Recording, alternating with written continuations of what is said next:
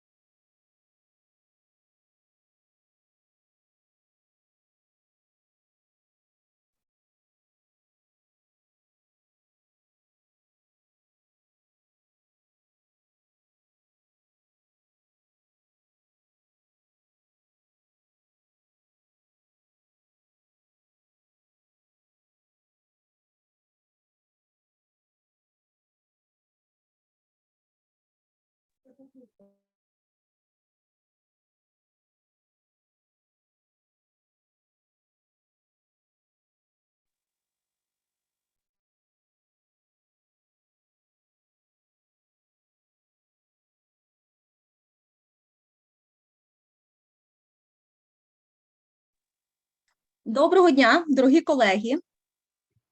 Доброго дня, вітаємо велику аудиторію в віртуальному кабінеті Асоціації міст Нідерландів і її іноземного представництва в Україні VNG International. Дорогі колеги, сьогодні ми з вами розпочинаємо чергову сесію весняно-літньої школи, яка була ініційована українською і голландською командами проєкту «Підтримка відновлення місцевого самоврядування та відбудови і реконструкції громад в Україні». Проєкт реалізується на тих територіях України, які на сьогоднішній день потребують відновлення у Миколаївській і Херсонській областях, зокрема. Сьогодні з нами присутні і працюють в цьому віртуальному кабінеті 10 областей України, представників органів місцевого самоврядування, яких ми щиро вітаємо від Асоціації міст Нідерландів VNG International. Сьогодні в нас з вами дуже цікава і досить нова для нас і складна тема, яка пов'язана із функціонуванням системи енергоменеджменту в одному із найбільш зразкових муніципалітетів Нідерландів, який називається Winterswijk. Дозвольте вам представити команду працівників муніципалітету Winterswijk, зокрема мера міста Вінтерсвейк, це Йоріс Бенгеворд, це один з наймолодших мерів Нідерландів, представник політичної сили GroenLinks, який сповідує питання енергоменеджменту і питання 100% переходу на природні джерела енергозабезпечення своєї громади. Також дозвольте вам представити і сьогоднішніх тренерів, спікерів нашого вебінару. Це Нікі Епіх, радниця з європейських справ у Асоціації міст Нідерландів VNG International. Також одним із сьогоднішніх спікерів буде Арьян Кляйн Ніббелінк. Це начальник відділу сталого розвитку та інклюзії муніципалітету Winterswijk у Нідерландах. От, власне, пан Арьян Кляйн і його команда працюють над тим, щоб зробити Winterswijk енергетично незалежним і вибудувати в муніципалітеті досконалу систему енергоменеджменту. Ну і, колеги, також представляю вам команду VNG International в Україні, яку очолює Юдіт Гірлінг. Вона до нас приєднається і теж матиме до вас вітальне слово в процесі нашого заходу. Нагадаю, що до правил нашої роботи, будь ласка, пам'ятайте, що ви обираєте переклад внизу. Переклад здійснюється синхронно, він постійно доступний, тільки єдине, що вам потрібно вибрати необхідну лінію мови на нижній панелі. Друге, ми дуже просимо і розраховуємо на ваші реакції. Будь ласка, користуйтеся реакціями на нижній панелі, щоб ми розуміли, де є підтримка спікера, де є цікавість окремих моментів теми. Третє, що також є дуже важливе, це те, що ми просимо вас задавати з голосу ваші запитання на протязі обговорення теми спікером. Не соромтеся зупиняти спікера десь, піднімати руку, щоб ми бачили це шляхом застосування реакцій. Тоді я буду надавати вам слово, і ви зможете безпосередньо з голосу задати ті запитання, які є для вас важливими і цікавими.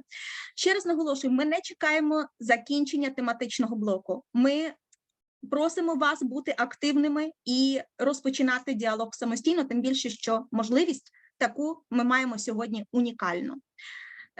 І я представляю вам і надаю слово першому спікеру нашої панелі, нашої літньої школи.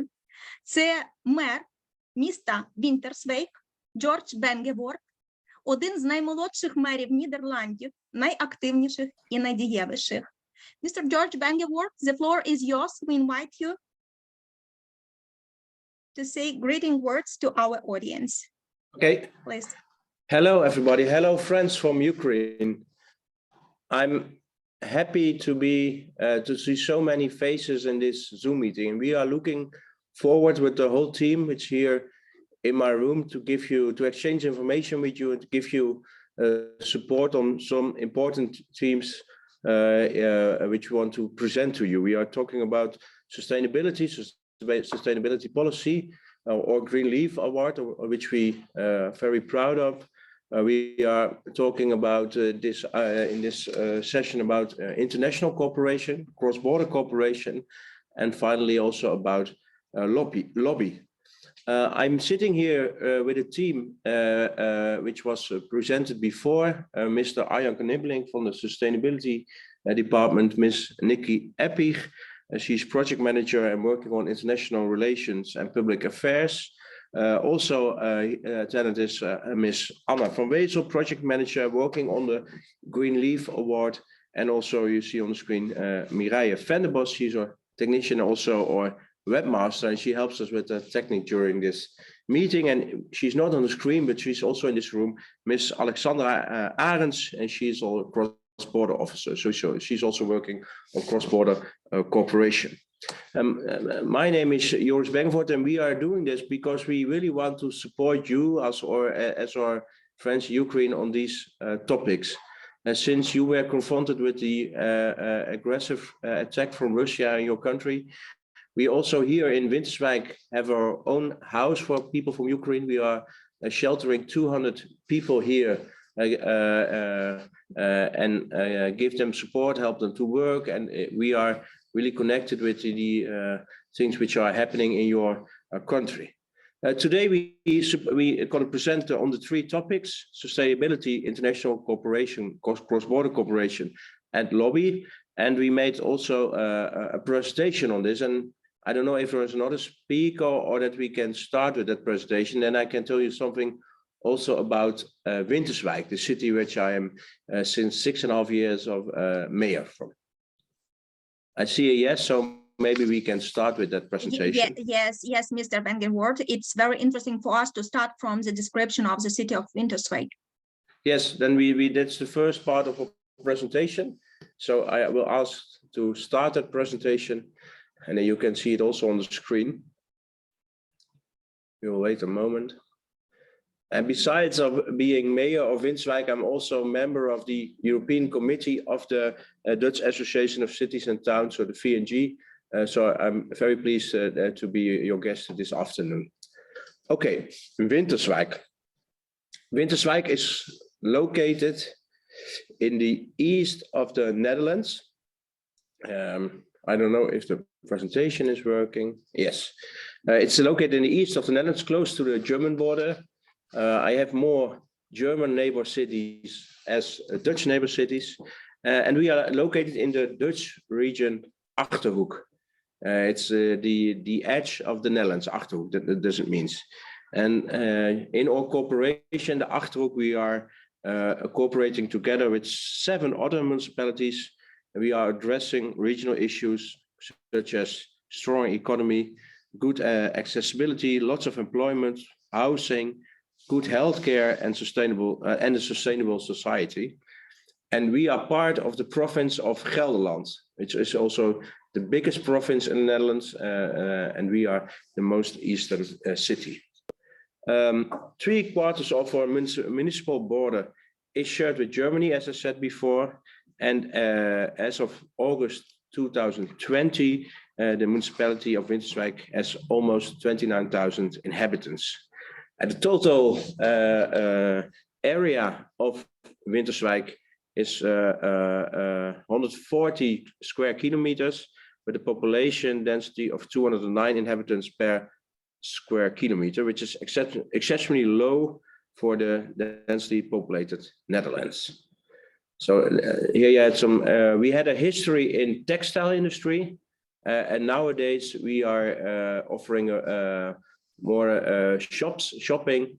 We have the biggest employer is our hospital, which also is cooperating strong together with some hospitals in your country. They are collecting goods from all hospitals in the Netherlands and send it every month to your city. So we are also, our organizations in Winterswijk are really cooperating with your country. I'm going to tell you something about the Green Leaf Award, which is established by the European Commission in 2008 for smaller municipalities and cities that stand out in terms of environment and climate. And a group of enthusiasts in a city decided to run for this prize. And one of my colleagues, Ms. Нікі Epích, will tell you something about that. And if you have any questions, don't hesitate to ask them. Колеги, чи є запитання? Якщо є запитання, то ви можете їх задавати відразу зараз в ефірі. І просимо, якщо є бажання писати запитання у чаті, ви можете також писати запитання у чаті або піднімати руку. Поки запитань немає, дякуємо, пане мере, вам. І, як сказав пан мер, ми представляємо наступного спікера нашої вебінарної панелі. Це Нікі Епіх, радниця муніципалітету Вінтерсвейк. Пані Нікі, вам слово. Нікі? The floor is yours. Thank you. We can go to the next sheet, please. Thank you. I will tell you a bit more about our Green Leaf Award. That's one back. Thank you. Winterswijk has for many years taken several steps towards winning the Green Leaf Award in 2022, and the themes of energy transition, climate adaptation, biodiversity, cultural history and cycles have been at the forefront of the municipal agenda for years. We won the Green Leaf Award in 2022. On September 9th, 2021, Winterswijk, as the smallest municipality ever, won the European Green Leaf Award. So 1 year before, you had the presentation, and then with many other cities, municipalities, you compete for this award. And if you win it, then the next year, so 2022, was our Green Leaf Award year. And we won together with another municipality that was Valongo, a small municipality in Portugal. So we took the prize together. And the jury was pleasantly surprised that Winterswijk was represented by residents of the community members. So we took pupils from a school, we took some teachers, we took some entrepreneurs, but also citizens, and we went with the whole team to Finland to present and won the award. They found the initiatives that we presented very progressive and specifically mentioned the energy table and the sustainability fund that we created in Winterswijk. And the judges saw Winterswijk as a rising star in European projects. A very small municipality, but a lot of initiatives we presented there. And they challenged to work on a greener interpretation of the agriculture located around Winterswijk, because we have a lot of agriculture around in our region. Please, the next sheet. And our goals in that year were to make Winterswijk more sustainability, to inform other municipalities and provide them with best practices. So we shared our ideas and we shared our projects with other municipalities in the Netherlands, but also in Europe, and also with Ukrainian municipalities, because we had before this summer school, we already had contact with a few municipalities. And another goal is to put Winterswijk on the European map as a sustainable municipality, but also if you look at tourism, we wanted to make it really attractive in a European way. The next sheet, please. And our biggest events were an international symposium with 220 participants we organized from more than 10 countries. And they came all to Winterswijk, and we made presentations and we had lectures about sustainability. That was very nice to organize as well. And also we created an exposition on sustainable building, which continues to be shown in Germany, France, and Finland. And we might even ship it to Estonia at the end of the year, but we will tell you a bit more about it later on. The next sheet, please. How we look back to our Green Leaf year is we created more awareness for our inhabitants, because initiatives came from our inhabitants and we supported it as a municipality to make it even bigger. And also a lot of impact was possible with the award money of 200,000 euro we won. So we could give a lot of initiatives, we pulled it a step further. We could even create more initiatives with the money. And also the Green Leaf year is an excellent book to get into conversation with many people from all kinds of backgrounds and different countries, because you are getting in a network and you talk to people and you share best practices with each other, and the network is actually growing every time bigger. And it was great to see the young generation, entrepreneurs, and also our municipality to embrace the sustainability movement and work together hand in hand. So we make the movement even bigger in our municipality. The next sheet, please. So what are the takeaways for other cities? What can other cities learn from our example? It's important to get in contact with other cities so that you can learn from each other. That's what I said. Even a small initiative can be big for another municipality. And if they create it, the inhabitants will adopt it. And yeah, you even get a better spread about for your initiatives in Europe. Also, you put your own municipality on the map, because your network grows, people will get to know you better, and yeah, you get better known in Europe as well.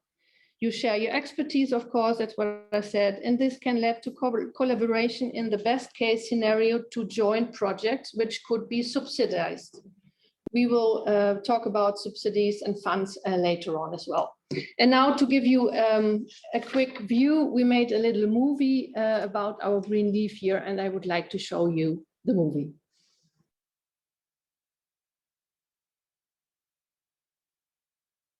I'm delighted to announce that the winner of the European Green Leaf, Winterswijk. Congratulations, very well done.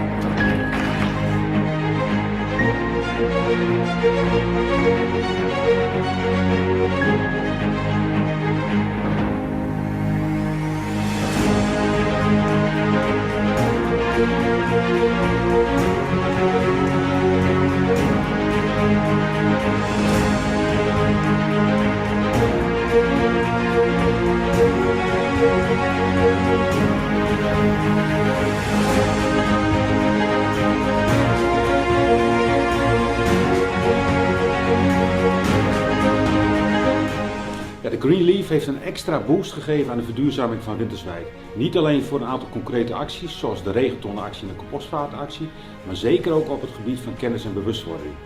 En het onderstreepte dat we met goede dingen bezig waren. En daar zijn we natuurlijk hartstikke trots op.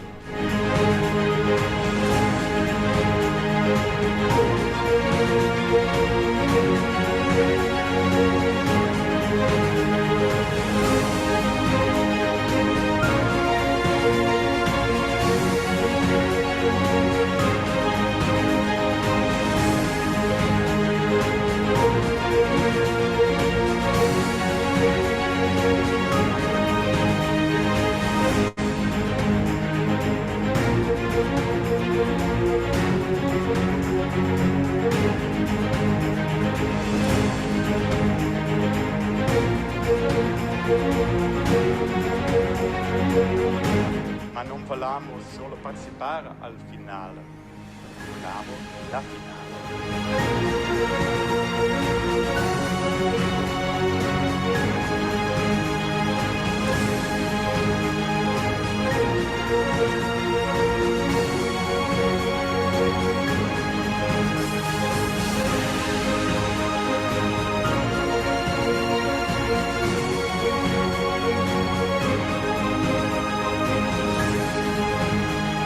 Hallo mensen in Winterswijk. Wat ontzettend tof wat jullie het afgelopen jaar gedaan hebben en nogmaals gefeliciteerd met het winnen van de Green Leaf Award. Jullie hebben gewerkt aan concrete verbeteringen voor mensen en tegen klimaatverandering. En wat mooi dat bijvoorbeeld vrijwilligers geholpen hebben om verstening van tuinen tegen te gaan van mensen met een kleine portemonnee. Wat is goed dat 400 gezinnen een regenton in hun tuin hebben geplaatst om zo in droge periodes hun tuin groen te houden en kraanwater te besparen. In de Achterhoek hebben jullie met deze en vele andere klimaatactiviteiten voor bijvoorbeeld scholieren het goede voorbeeld gegeven aan de rest van Nederland. En dank jullie wel. En ik wens jullie een gezond en groen 2023.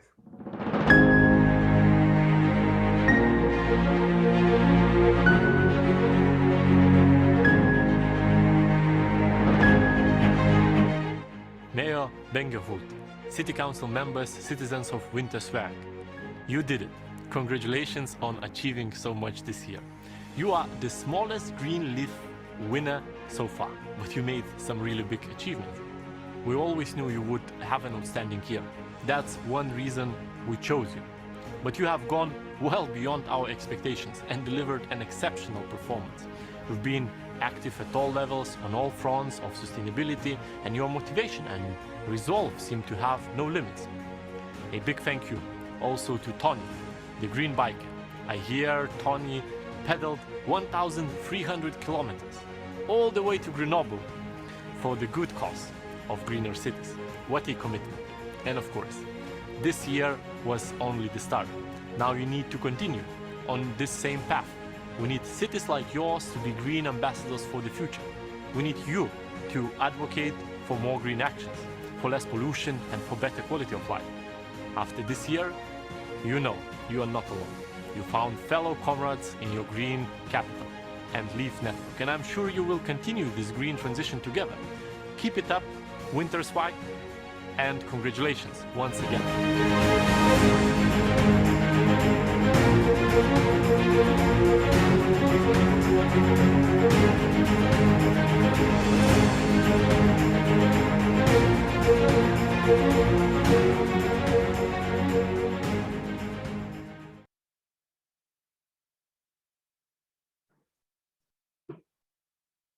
All right, that was the movie. I hope you enjoyed it.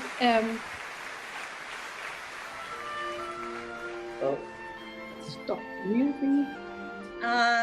Thank you so much, Нікі, for this movie. Дорогі колеги, в нас є запитання відразу, і давайте, якщо будуть з'являтися запитання відразу, не очікуючи, піднімаємо руку. Запитання ми можемо керувати до будь-кого зі спікерів. Ми щойно переглянули неймовірне відео про перемогу містечка Вінтерсвейк, як найменшого містечка в спеціальній нагороді за екологічність, за те, що Вінтерсвейк стає тим містом, яке максимально уникає використання неекологічної енергетики. Ну і передаємо слово нашому запитувачу. Dear colleagues, if you let me, we have a question and let's try to answer. Пане Миколо, будь ласка. Доброго дня, Микола, будь ласка. Доброго дня, мене чутно? Так, добре чути. Так, хотів запитати два питання.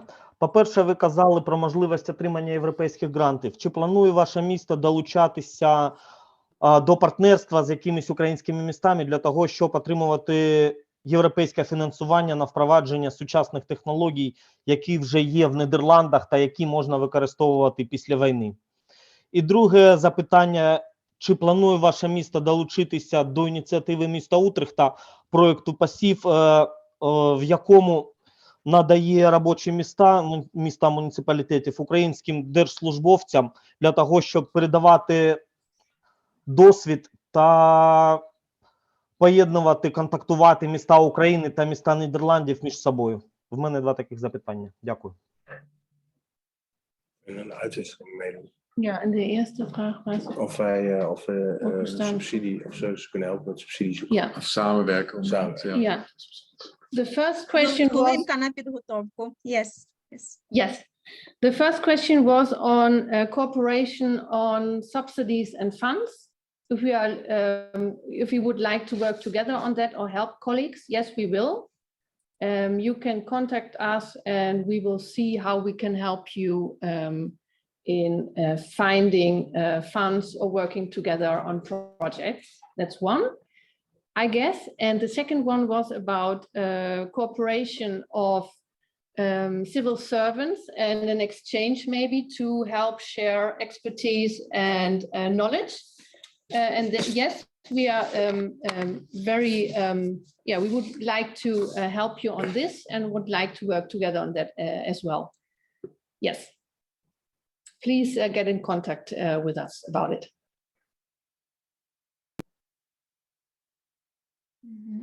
Дякуємо за запитання. Маємо ще одне запитання. Пані Інна, піднята рука, будь Добрий ласка. день. Дякую. Добрий день, колеги. В мене питання щодо цієї нагороди «Зелений лист». Це дуже добре, і я бачу от на карті зараз на сайті, що дуже велика кількість міст долучилися до цієї ініціативи. Але чи можете ви поділитися як от дорожньою картою, чи конкретні кроки, що мають обов'язково зробити муніципалітети для того, щоб їх розглянули на надання такої нагороди? Що от згідно з тими принципами, якими ми зараз допомагаємо громадам від сталий розвиток і відбувати краще, ніж було, це одні з ключових принципів. En de vraag is Of hoe ze kunnen.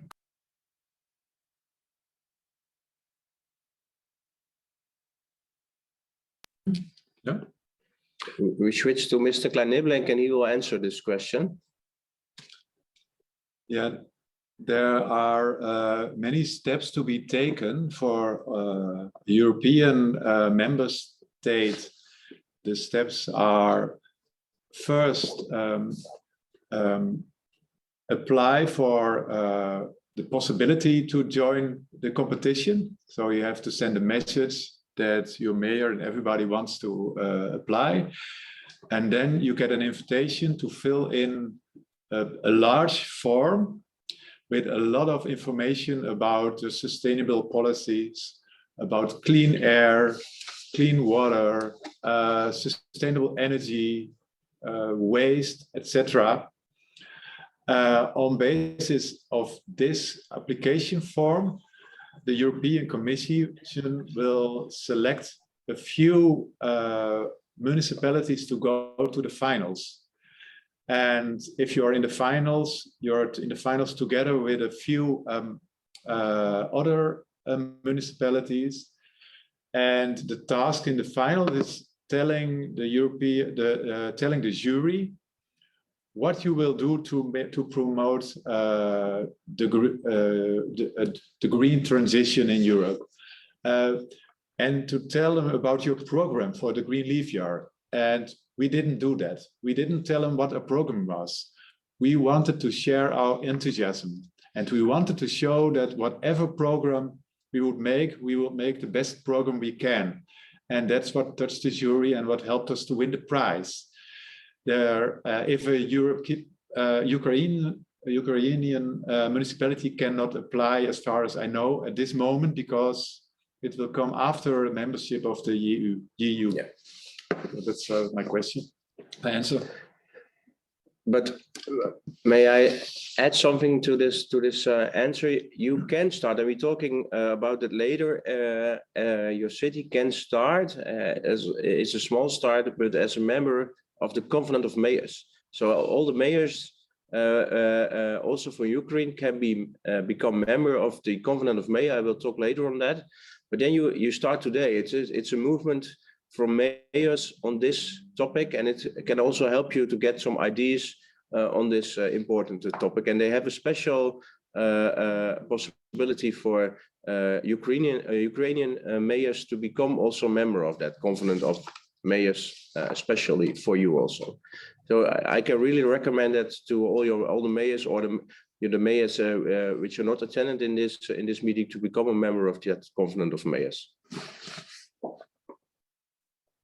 Дякуємо і за гарне запитання, і за обмін досвідом, тому що, як ми розуміємо, і українські муніципалітети можуть бути членами цього конкурсу і можуть так само претендувати на нагороди.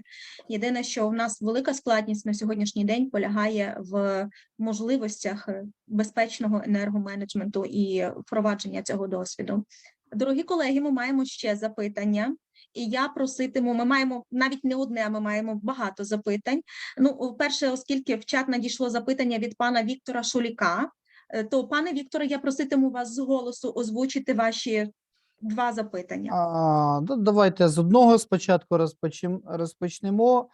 У презентації, і перед тим ви сказали, що місто дуже активно розвивало екологічні ініціативи. От у мене питання таке: хто в першу чергу фінансує такі ініціативи? Це місцевий бізнес, європейські фонди, місцева влада або хто інший? Яким чином це зазвичай відбувається?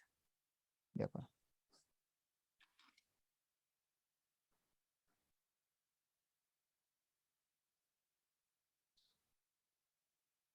Okay. Jij dat zo zeggen? Yes, Mr. Kляйн Ніббелінк will answer this question. Yes, thank you for this nice question, because this is, I think, in the heart of getting more sustainable. There is a kind of a transfer between the top and the bottom. In Winterswijk, I'll come to this later in my presentation, we were part of the agreement of Groenlo. This was an agreement in the Achterhoek, the regional municipalities, already in 2009, to get more sustainable. This was way before the Paris Agreement. But on the other hand, you always need inhabitants to work on the energy transition. And that's the bottom-up part.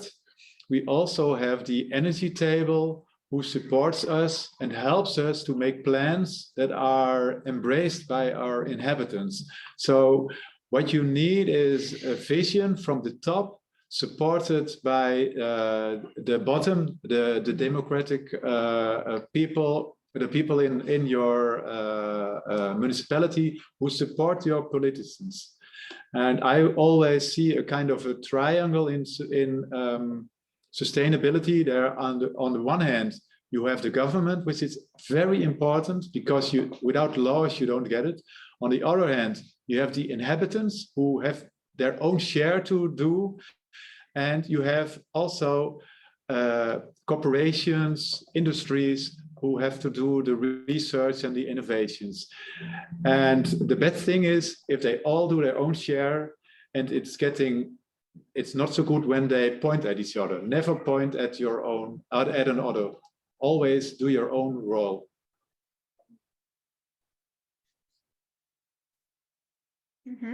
Thank you for your answer. І, будь ласка, маємо ще одне питання. Так, пане Вікторе, у вас два запитання. Чи ми на два отримали відповідь? Ні, ми отримали відповідь на одне. Давайте наступне питання. Які економічні вигоди мають міста від запровадження екологічних ініціатив, про які ви сказали, якщо ми будемо порівнювати із містами, які формально не беруть участь у таких заходах? Ну, мова йде, наприклад, про зелений лист або угоду мерії.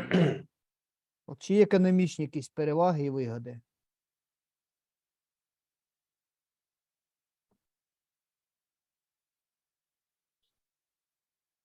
Zal ik die ook Yeah.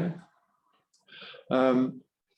I think if we look back at last year, we see that we didn't have a lot of natural gas. We had to import liquid natural gas from other countries. And our gas prices and our electricity prices rose very high. A lot of people came into financial problems by it, but everybody who had solar panels on their roof profited because they didn't have to pay for the electricity. So, and I think that it was very hard, it would have been very hard for us to have enough electricity in Holland if we didn't have also renewables, wind on sea, wind parks, solar energy, our insulation program. So those are the profits. And because of in the Netherlands, we're in green technology. Also, we try to export our technology. So I think there's a new industry, a very important industry, which is growing and growing by removing in the transition from fossil to non-fossil industry. For instance, we have a big wind farm builder, Lagerwij, who works on it for years and years and who has a lot of work. And also in Winterswijk, we have a few solar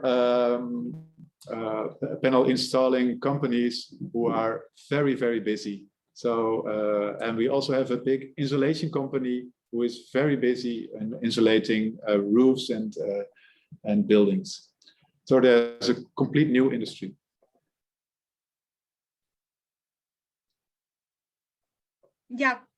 Дякуємо. Дякуємо за відповідь. І переходимо до ще одного запитання. Запитання від Сергія Гаранкіна, який представляє Лозівську міську раду Харківської області. Це громада, по суті, прифронтова. І ми дуже захоплюємося тим, що громада цікавиться питаннями енергоменеджменту і екологічності застосування різних технологій, які є замінними в сучасній популярній енергетиці. Пане Сергію, чи є ви з нами на зв'язку і чи можете задати з голосу ваше запитання? Пан Сергій Гаранкін. Так, якщо зв'язок поганий. Є, пане Сергію? Так, я можу задати запитання. Дякуємо вам. Ну, питання стосується в тому, чи ми розуміємо, що екологічні ініціативи в місті впроваджувались. Які саме документи розробляли в муніципалітеті для запровадження цих ініціатив екологічних? І друге питання, це мається на увазі, чи стратегія, чи якісь політики, і як ці документи впливали на мешканців, на бізнес в подальшому.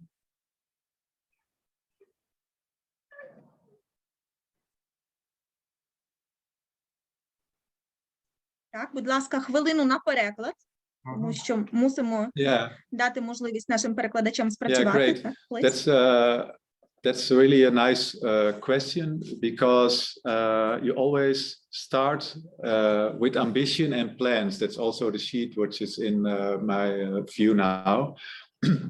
And one of the ambitions, maybe I can use the help of the next sheet.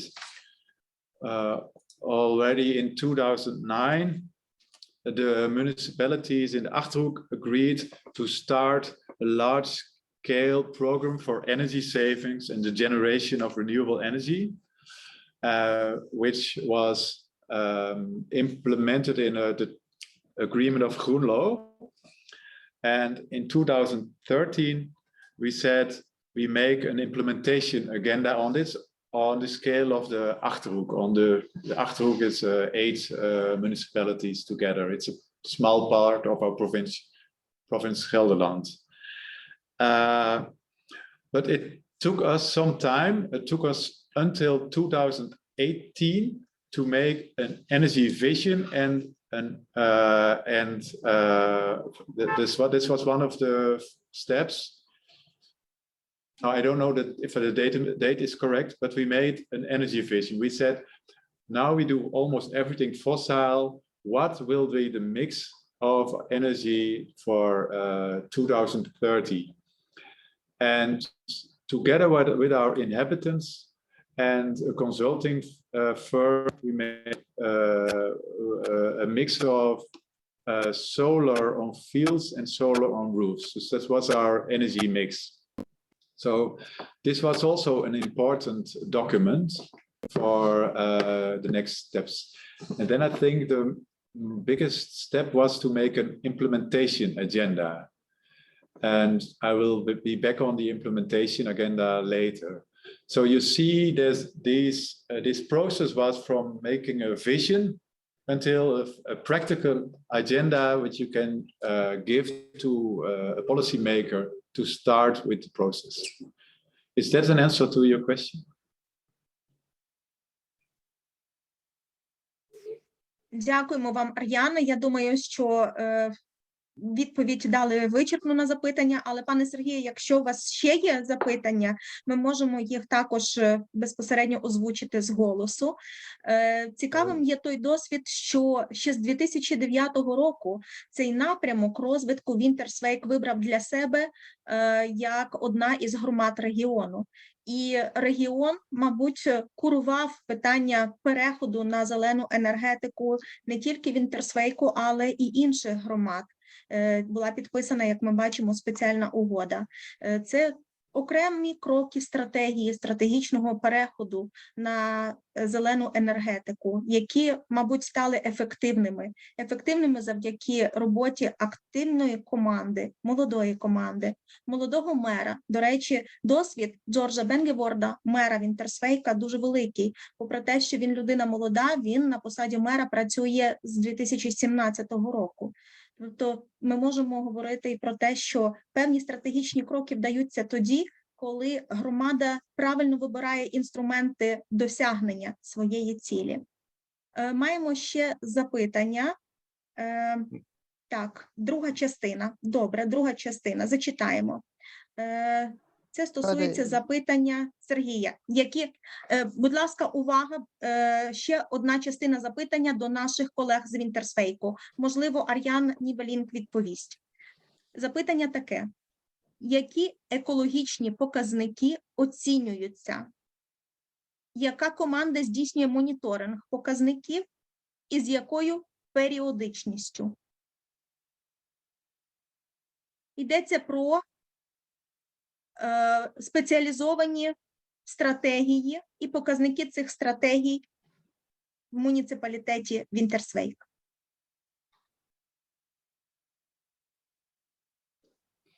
I think a lot of those indicators will come in my presentation, so I will come back on this. But in headline, it is how many solar panels do we have? What is the degree of insulation in our dwellings? What is the amount of electricity that is used? What is the amount of gas what is used? So those are the indicators that we work on. Дякуємо. Тоді, що переходимо до наступної частини, якщо запитань немає. А наших колег просимо піднімати руку, і я буду надавати вам слово для надання запитань. Будь ласка, тоді, шановні колеги з Вінтерсвейку, продовжуємо і вам слово. Thank you. Thank you also for the nice questions. So what we did was making an implementation agenda from 2018 to 2022. And at this moment, we work on the same themes as the implementation agenda, but we need to make a new agenda. And in this agenda, the main objective was, that's a long sentence, we want to be energy neutral by 2030. But one of the things I like about this agenda, I didn't make it, my colleagues made it, but one of the things I like is that we also want to preserve cultural history, buildings, and we want to preserve and increase the biodiversity. Why do I like it? I don't want to have a contradiction between green energy and ecology. For instance, if we make a solar park, we on an agricultural terrain, what was intensively used for agriculture, if there is a solar park, the biodiversity and the ecological values will increase. And that's nice because you do two things at one time. And we also don't want to destroy our cultural inheritance, for instance, more nice old buildings for the energy transition. We want all buildings are already very good because in building a lot of energy is used. So if you can use a building for ages and ages, that's already good. And of course, we also study all techniques that are possible to make those buildings more energy efficient. We want also to set an example as an organization to be fully sustainable in 2030. Although this will be very hard. And in 2050, we not only want to be sustainably for the built environment, but we want to be fully sustainable in Winterswijk, including climate neutral and circular. And all those goals were derived from the Groenlo Agreement and the 2030 Achterhoek Implementation Agenda, which was, as I told, before the Paris Agreement. May I have the next sheet, please? In this presentation, I want to focus on the first part that we made to a sub-goal. We focus on the building environment because in 2017-18, we didn't yet know how transport will develop. What will be the implications of making green transport? And now we know more about it. So that makes that in future agendas transport will be a bigger part. And in this goal there is a certain beauty because it contains a scope. So we say it's the built environment of the buildings, not transport. It also has an end time, 2030. A goal without an end time, without a planning, is not a goal, but it's a dream. It's nice to have dreams, but you have to go from dreams to goals, and it's measurable. There is a quantity. We want to be 100% sustainable. May I have the next one?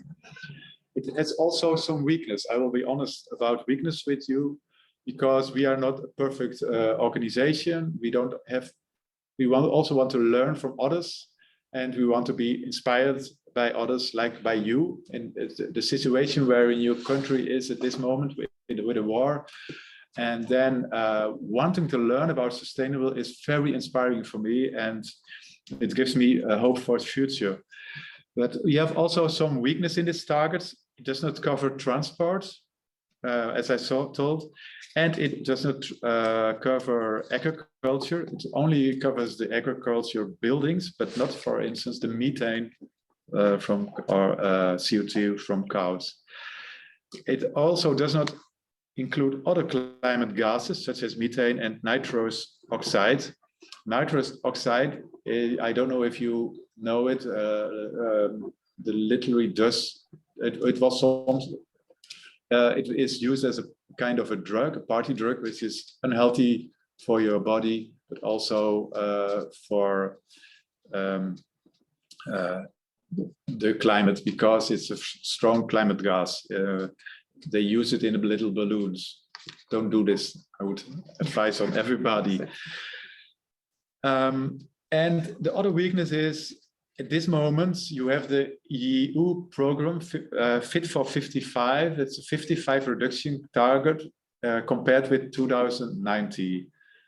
I think for future goals, it will be stronger if you couple your goals on this program. And luckily, our 100% goal for the built environment will also providing this 50-50% about, but as I calculated lately. Okay, but still these goals needs to be concrete, and I want to go to 2 components of it, but there are actually 4 components to this. First, we looked at how much energy is needed for buildings in 2030, and we have split it in 2 parts. The first is how much electricity do you need? It's for lighting and other things like TVs, washing machines. After savings, so we tried to make a prognosis how much energy is saved in all those machines. And one important component is the EU eco-design rulings, which tell countries that you don't use, that you have to go to LED bulbs, and your vacuum cleaner must not be too strong that you cannot put it off the floor, but so strong that it makes your floor efficiency clean. And the second thing is that we had to calculate how much heat is needed in 2030. First, you look at what is your isolation program and how much need do you need to heat your houses and all the buildings. And then you have to calculate how much electricity is needed for that, because we also don't want to use natural gas anymore. So this is a big transition, because in Holland we have a lot of natural gas and we are a little addicted to natural gas. But as you might know, in Groningen we get earthquakes. So there are 2 reasons to quit natural gas. One is we don't want to use fossil, and second is we want to stop and reduce the risk of earthquakes in Groningen, where we harvested the gas. And the second part is we looked at how to generate this electrical energy, and we do it with solar on roofs and solar on solar fields, big solar fields, because our council did not want wind energy. We are very happy with our landscape, and wind farms will reduce the attractiveness of this landscape. But there are 2 other components that we did not look at that much at those times, and who are increasingly important. In every energy system, you have how much energy do you need, how much energy do you generate, but the third part is how do you transport this energy? And at this moment, the transport capacity of energy is a huge issue. For instance, there are many areas in Holland where you cannot get a cable for the transport of your solar energy. So you can only generate the solar energy that you use on your own properties. At this moment, they're digging in Winterswijk a cable from 8 kilometers long, a 60 megawatt cable, so a very thick cable made of 3 parts, to go from our solar field, Masterveldweg, to our electricity station. 8 kilometers.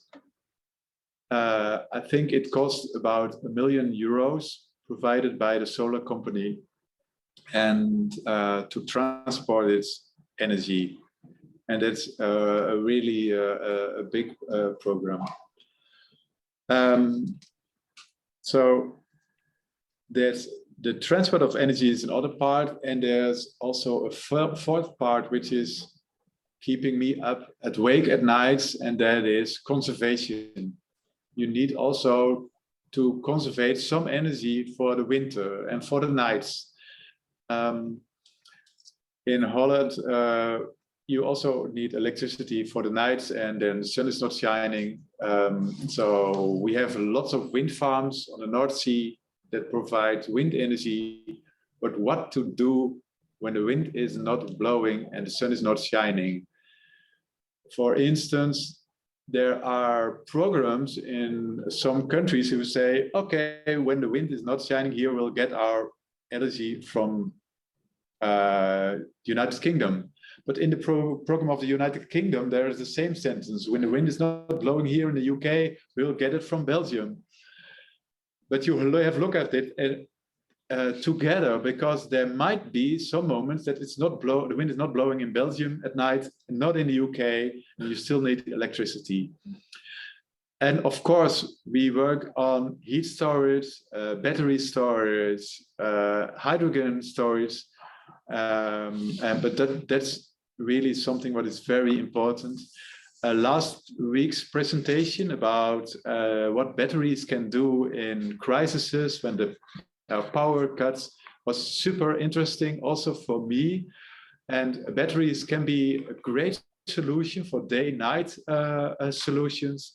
Batteries in homes can help you for 1 or 2 days, but battery storage at this moment is not the solution for summer-winter problems. So we need a lot of new solutions for this. Maybe I can go to the next one. But also, Aryan, can I interrupt you, because we have a question? We have a question concerning your last block of the information. Скажу по-українськи. Запитання стосується якраз тієї тематики, яка полягає в коригуванні планів, тому що не завжди так здійснюються плани і наші стратегії, виходячи із тих показників, які враховуються в період їх написання. Змінюється клімат, і з 2009 року, коли готувалася ваша стратегія, змінилися теж певні зовнішні обставини. Запитання таке від нашого слухача. Як ви плануєте адаптувати місто та які проєкти впроваджувати у зв'язку зі зміною клімату у світі?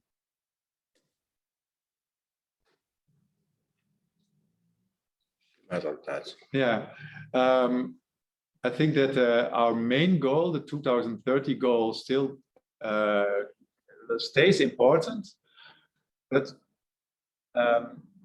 but there are a few new topics, as I told, like the traffic, electrification of traffic, which is new, and we have a team working on the infrastructure to provide cars for electricity, and the transformation to hydrogen is an important topic. So we study on it. We are now at the studying phase of it. Because if you have an overshoot of electricity, you can use it to generate hydrogen. So that's one thing. But what we also do in the region of Achterhoek is, in Winterswijk, we don't have wind energy, but some of the other regional municipalities, they do have wind energy. So together we're looking at an optimal mix for solar and wind. But you always have to be prepared to adjust your plans. At this moment, our mayor is checking the siren is going here to see if everything is okay. But don't worry, he's still in the room with us. So you have to change your plans. One thing that occupied our team a lot was the energy crisis this winter, because we were prepared to have about 1,000 households with energy poverty a few years ago, and I think it has doubled. So we're working quite hard, and I'll come back to it also on energy poverty, because we saw a shift in the motivation of people from idealists to people who just want to save energy because of money, because they couldn't pay it. So that also how tragic it is. It helped our plans also because you get an extra motivating factor. Is that an answer for your question, sir? Так, дякуємо. Якщо запитувач Микола Тримфонов, ви хочете ще дискусію розвинути, то, будь ласка, я прошу, пане Миколо, все ж таки бачу. І, будь ласка, з голосу озвучте. Питання трошки було не про це, питання було не те, як ви боретеся за зміною клімату, а як ви вже будете реагувати на наслідки, тому що вже ясно, що змінюється клімат у світі, температура довкілля підвищується рівень Світового океану, та у Нідерландах прогнозується збільшення рівнів опадів, дощів. Як ви будете боротися з цими наслідками?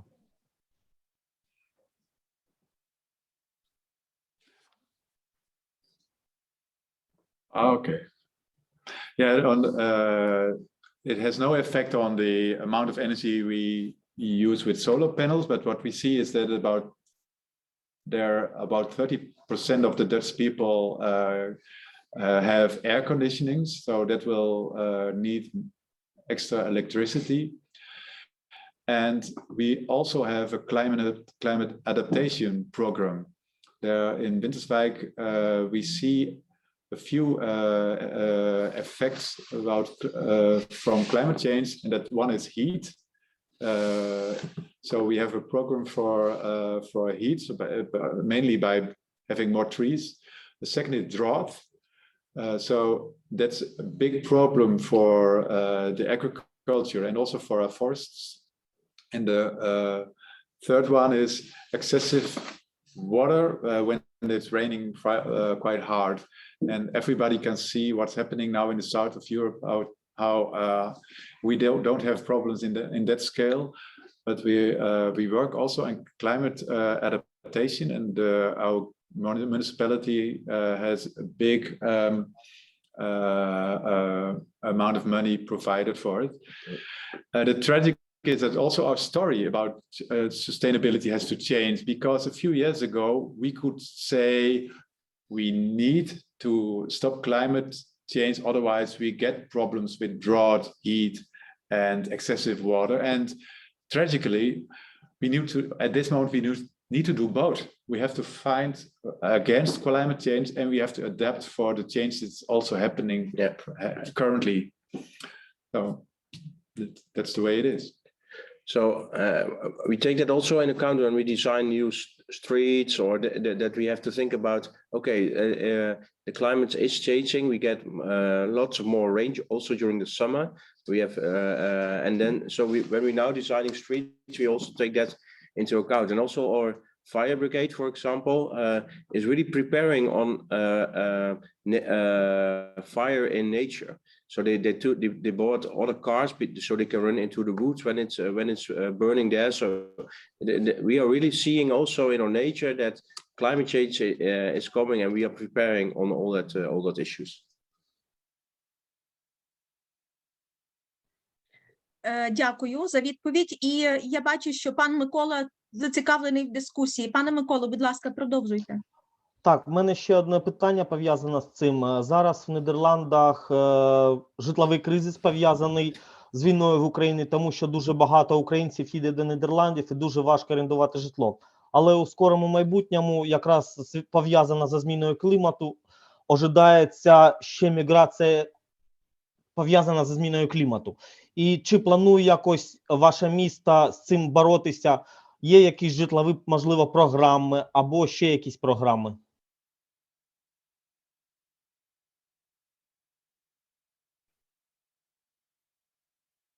Даємо декілька секунд на переклад нашим спікерам. I think that is at this moment the biggest question, not only in Winterswijk but in the whole Netherlands. We are also facing a housing crisis, and not because of the refugees or the people from Ukraine, but we need more houses because people are not living in families, living alone. We really need that house. So all city has made some plans about how to face this problem, and we are cooperating also together in our region with the other cities that we make plans which are also realistic. So Winterswijk has at this moment almost 30,000 inhabitants. That cannot be 40,000 within 3-4 years. We build every year 100, 150 new houses, and I think that's when that will succeed the next 10 years. It will be really a success because at this moment the materials are very high. People are not getting loans for their new houses, so housing people, not for refugees, not for climate change, but in general, is really a topic on the Dutch political agenda. And unfortunately, our coalition in the parliament has crashed for 2 weeks, so they resigned. So we are now waiting on new elections in November. Then they will negotiate about a new coalition, and I think they will start at the summer next year. And so we have to wait for a year about really plans also for national government. So we are very unhappy on that. So, but at this moment we succeed. Every city in the Netherlands get a kind of a task to house people from Ukraine and also other refugees from Eritrea or Syria, and most of the cities succeed on housing that. So we are really working hard on that, but it is a problem, but we can manage it. Дякуємо пану меру за розширену відповідь і запрошуємо продовжувати презентацію. Арьян, we ask you to continue the presentation, please. Always, yes. What this should succeed is we generate enough. We think we generate enough in 2030. Our barometer, we have a barometer. This funny picture is at now close to 30%. But when a new solar field is ready, it will go to 75% or 70%, maybe 70%. And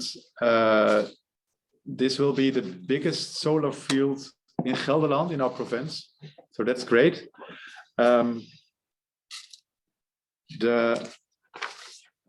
But I will also be honest on what not yet succeeds or didn't work.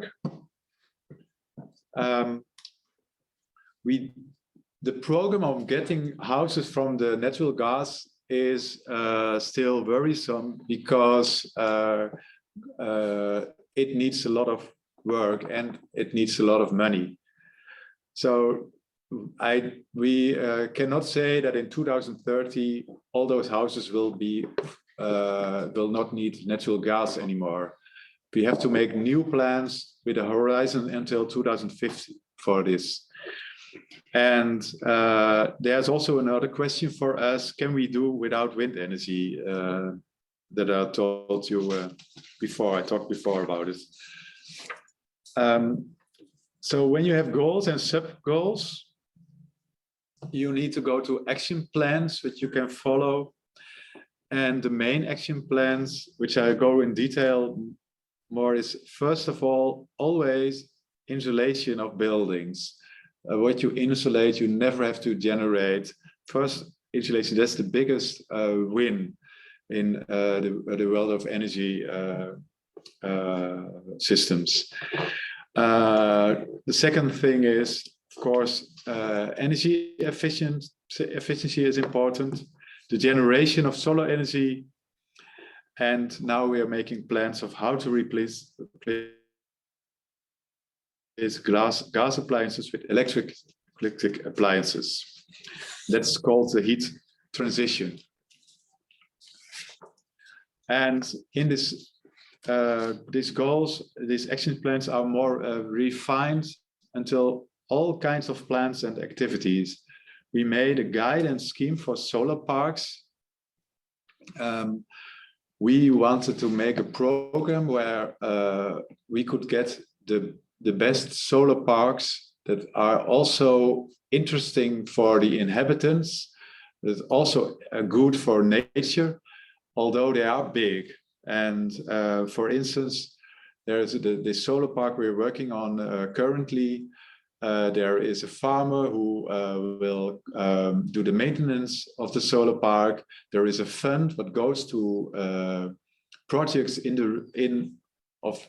for people around us who live around the solar park. We make a nice part of it, which will have more no solar panels, but bushes and a nice place for all kinds of animals to go to.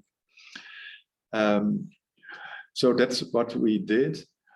There was also one very big step by our local government to say we want to have loans, cheap loans for everybody for sustainability. And we wanted to provide even 25 million for it. We don't need that much at this moment. But last year, we provided 2 million on sustainability loans, 2 million euros. We have also very good subsidy schemes for a big part because of subsidies that we got from our national government. For instance, today I discussed a program where people with low-income houses can go with their refrigerator or their freezer to exchange their freezer from an old freezer for a new one.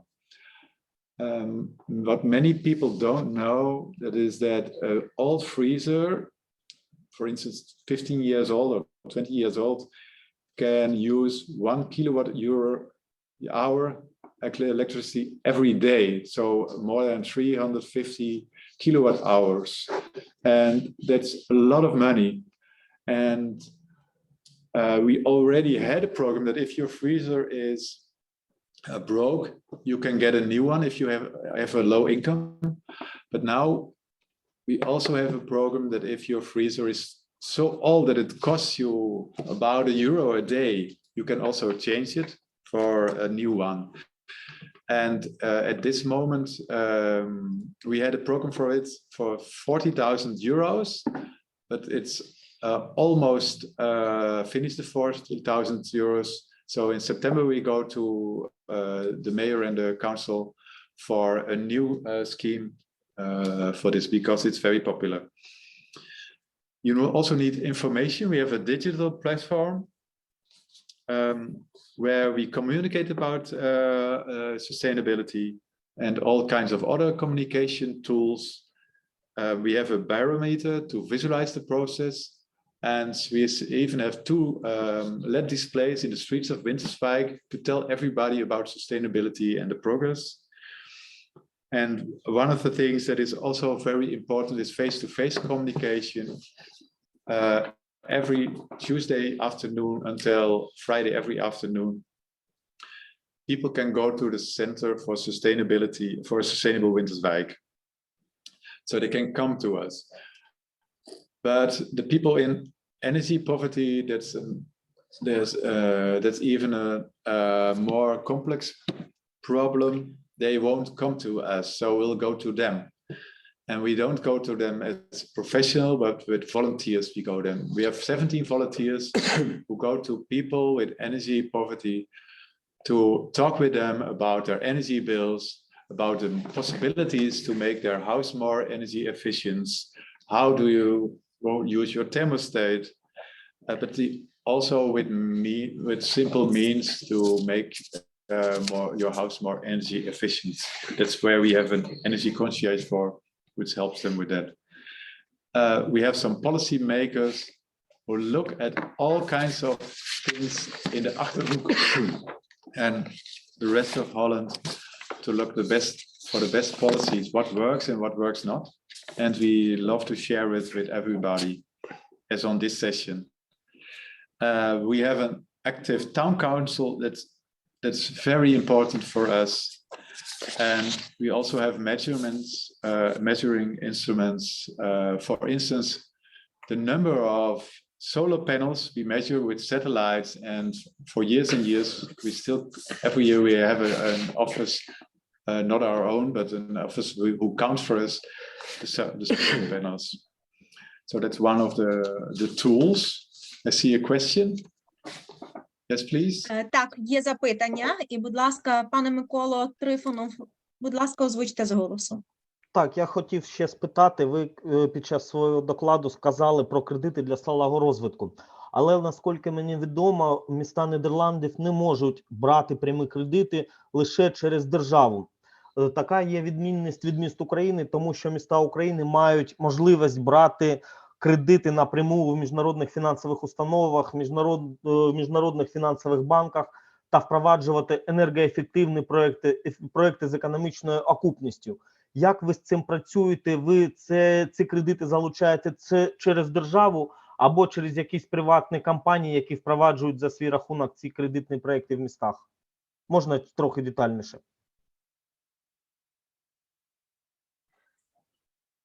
Yes, thank you. That's a nice question. We already had one loan together with the province of Gelderland. So we funded each half of it. And that's the toekomstbestendig wonenregeling, how to live in your house for the future. So that's one form of loan. It's about 1.8% interest. That's a very cheap loan, and it has various forms. But at this moment, also the national government has a heat fund for a different target group who can get also loans there. And in our sustainability center, we can look at what is the best loan for what customer. Because if your income is too high, you can come to us, but not use the loan from the central government. And some people want to have the loan for the central government, but they think it's too complicated, and we can help them. So we can help them with the official papers. And still, we don't think we have all the instruments we want. So there's one instrument that we will launch surely, but don't tell it anybody, but because not everybody here in Holland and in Winterswijk knows it. That is where a company will go to you, to our inhabitants, and say, okay, this is your energy bill, and your dwelling is not insulated well. Let me do some improvements and pay the same amount of money to me, or maybe a little less, in an insulated house. So they take they guarantee you that you will have a lower energy bill, and this is a social company what uses the difference between your original bill and your new energy bill to give you a more comfortable and more energy efficient house. So you see that the loans come from the province, from the local government, for the national government, and also from private organizations. That's all on these loans. Was that a sufficient answer for the question? Okay, I'll continue with the presentation because I see Marina saying yes. So we also have big challenges. What do you do if you want to use only solar? Is the wind from sea, is it sufficient? Or do we need more on it? And I mentioned the problem with the electricity grid. We have one of the most trustworthy electricity grids in the world in Holland. We were maybe a little bit spoiled with it because you could get electricity on every place, on every time, and on almost 100% of the time in any amount of electricity in Holland.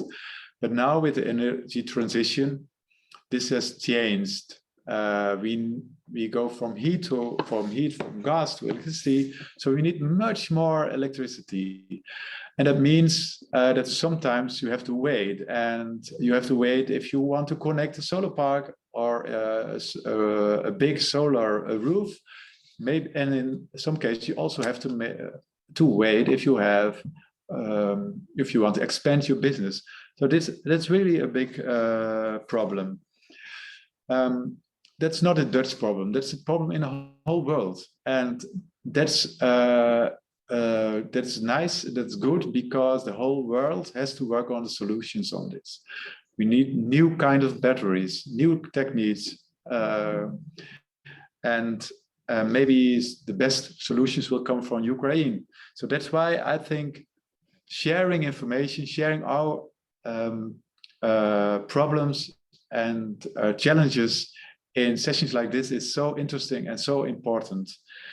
And that brings me to Нікі to talk about international collaboration. Thank you, Aryan. I will give the word first to our mayor, who will tell about the importance of being part of the Covenant of Mayors. And then I take over together with my colleague Anna, and we finish the presentation.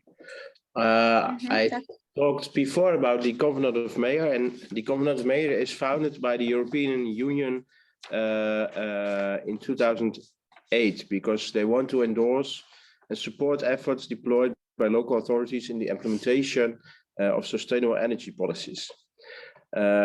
Because the Commission has the idea, and I support that local authorities are also in a position to change citizens' behavior and address climate and energy questions in a comprehensive manner, notably by conciliating public and private interests and by integrating sustainable energy issues into overall local development goals.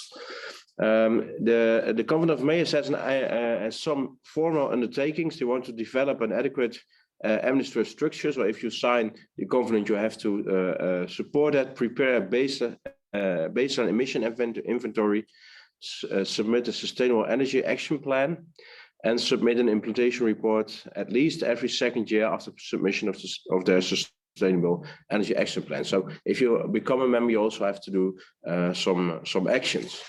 And to comply with the crucial necessity of mobilizing local stakeholders in the development of the sustainable energy action plans, signatories, so the people who are signed the covenant, also undertake to share experience. So that's also why we are participating in sessions like this.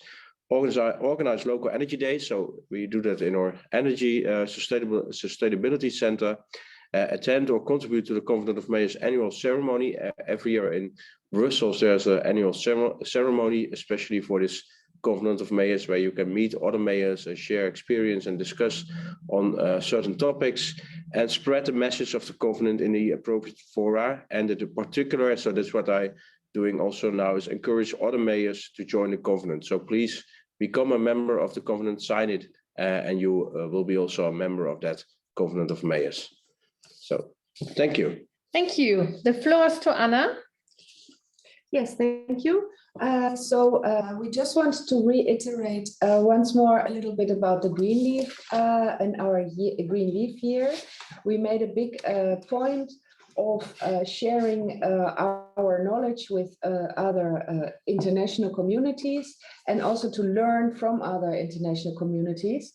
So we did a lot of traveling and we did a lot of networking, and we wanted to tell you about three things that concrete things that we learned and that we could teach to other communities. One is we heard a lot about the sustainable building. Aryan talked a lot about this, and during our Green Leaf year, we made an exhibition to teach. The exhibition is in 3 languages, and we have made a point to get it to Grenoble in France, and we have it in several German cities, and it will also travel to Estonia later this year. So we are really hoping to convey our view on sustainable building.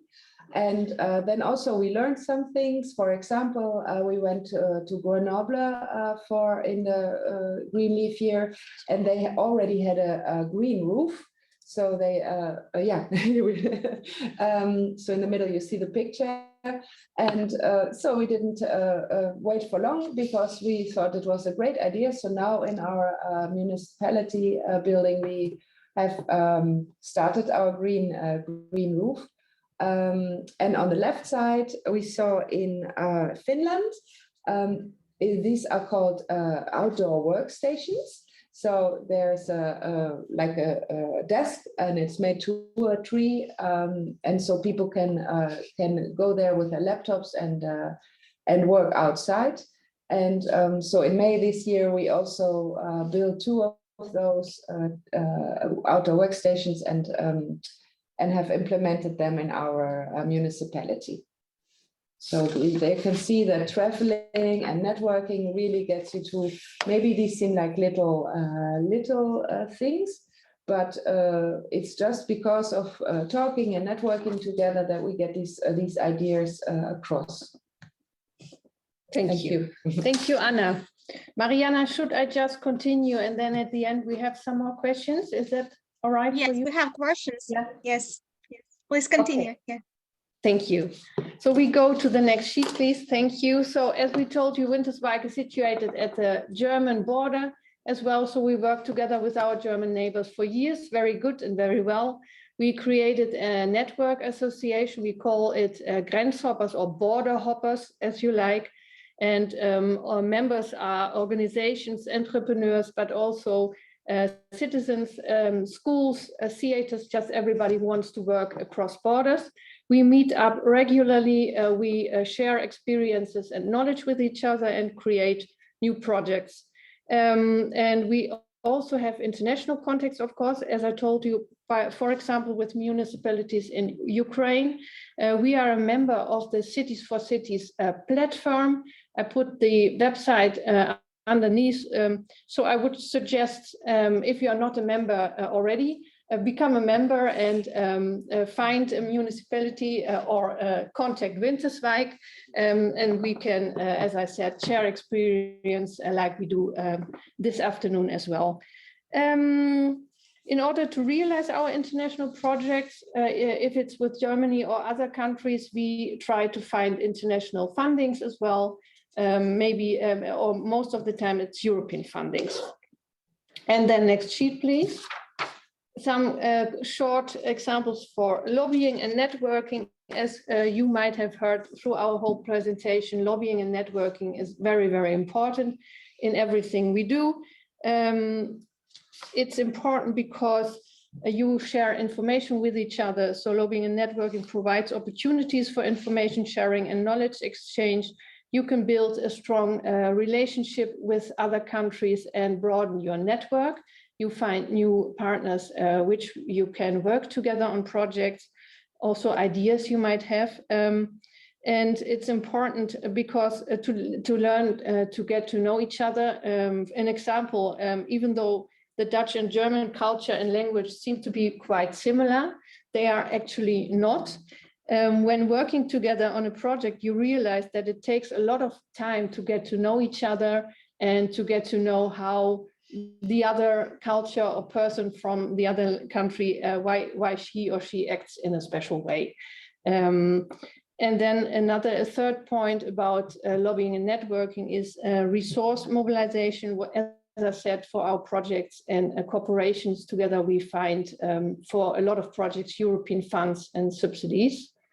And when looking for European fundings, we found out that one small municipality is often actually too small to qualify. But if you apply together with other municipalities in the Netherlands, with German or international municipalities, you can make more force together. So thank you for all your presence and for your interest. And if you have any more questions, please feel free. В нас є запитання від Наталі Петренко, від Шульгинської сільської військової адміністрації. Пані Наталю, чи ви з нами на зв'язку можете озвучити своє запитання з голосу? Всім дуже рада долучитися.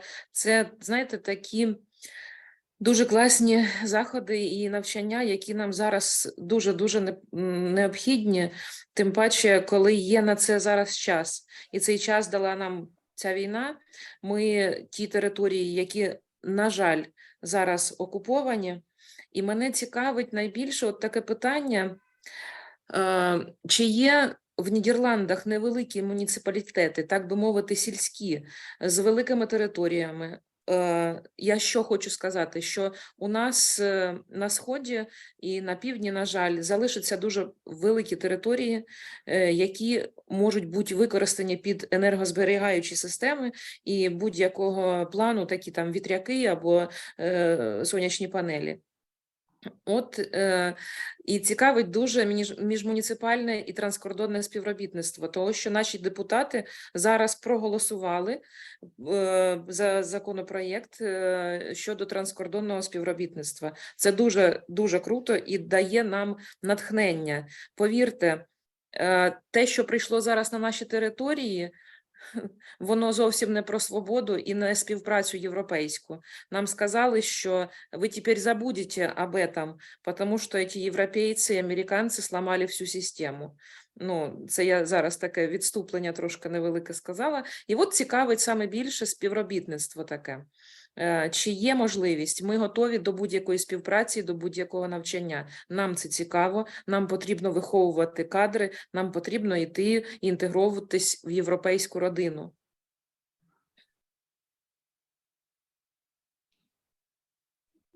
Хвилинку на переклад, колеги, і ми будемо мати зараз відповідь.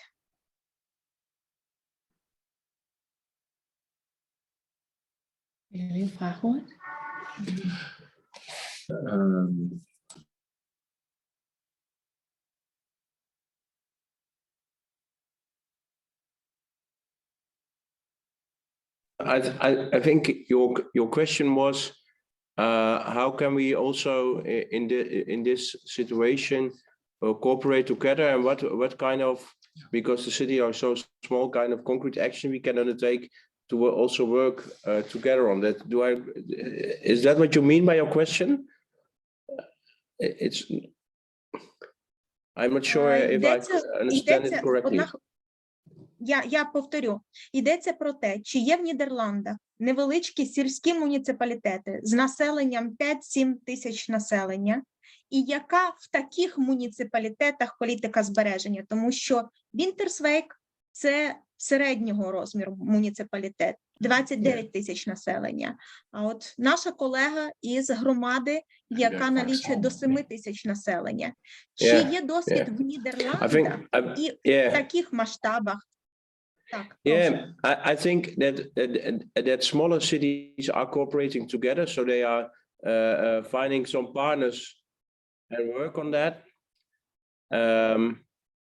And on the other side, what you see in the bigger cities in the Netherlands, for example, Amsterdam or Rotterdam, people working together with people on the streets, which is in their area, so they're part of the city. So there's a kind of group people working together on this kind of energy issues. So scale is not, I think, the problem. You have to find some good partners and also get positive energy on working on these issues, and then you can manage that.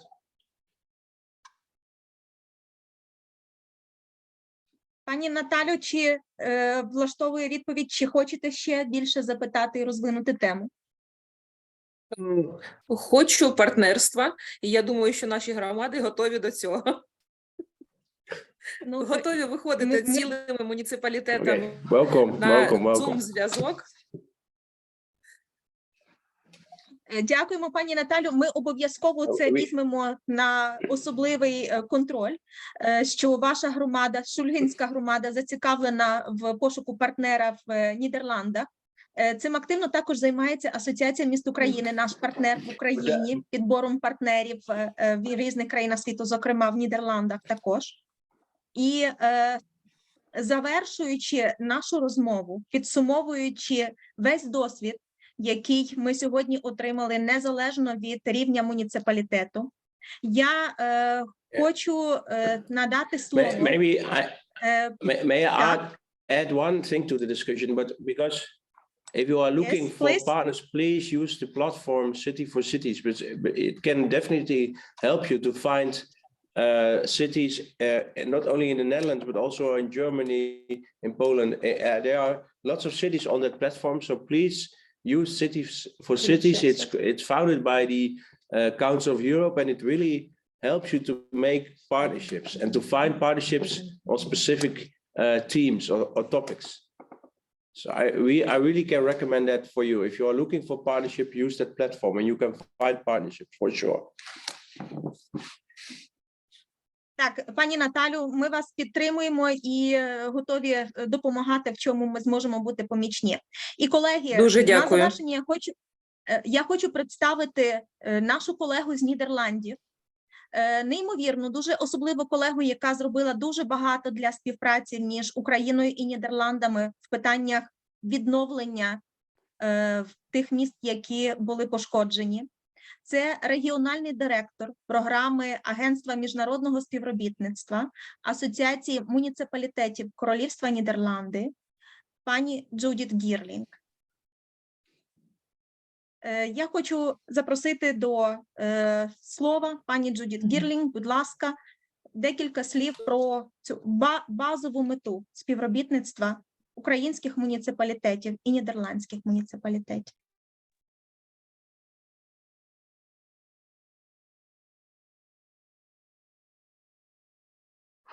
Thanks, Marianne. Well, first of all, also I'd like to say a big thank you to the municipality of Winterswijk for your contribution. I think it's been very interesting and inspiring for our communities and all the other communities that joined today to learn some more about the things that you're doing. And it's also really nice to see your commitment to Ukraine and to the collaboration with the Ukrainian community. So thank you for that. I think also very good that you stress the Cities for Cities initiative. I think that in the Netherlands, the traditional city connections to other cities is a concept that is at the moment not so widely spread as it used to be, or as it is in some other countries. So what we try to do in the program that we have, which is of course limited in scope, is at least to try and connect municipalities in the Netherlands and in Ukraine together. And I'm happy to hear actually that there is interest also in some concrete partnerships. So the Cities for Cities initiative, definitely have a look at that website if you haven't done so. And we are also in touch with them to see how we can make sure that we align all the things that are going on. And I think also the other municipalities from the Netherlands that are involved in our initiatives in Ukraine, in the local recovery plan development, but also the expertise that they provide. I think there's definitely an interest. So let's see where we can find connections together. And see how we can build further on that. And of course, VNG International is very willing and interested also to play a role in that, facilitate that. And this is also one of the reasons why we started this Spring Summer School initiative. So, well, thanks a lot again to everyone. I'll give the floor back to Marianne to do the closure of the session for today. Дуже дякуємо, Джудіт Гірлінг, дякуємо ще іншій нашій колезі, яка по той бік світу в Нідерландах теж з нами, це Флор Стемпкамп. Дякуємо команді з Вінтерсвейку, дякуємо, зокрема, пану меру Йорісу Бенгеворду. Ви людина, праця якої надихає українців, і українські мери повинні комунікувати, дивитися, як ви змінюєте громаду протягом останніх декількох років і приймати цей прекрасний досвід.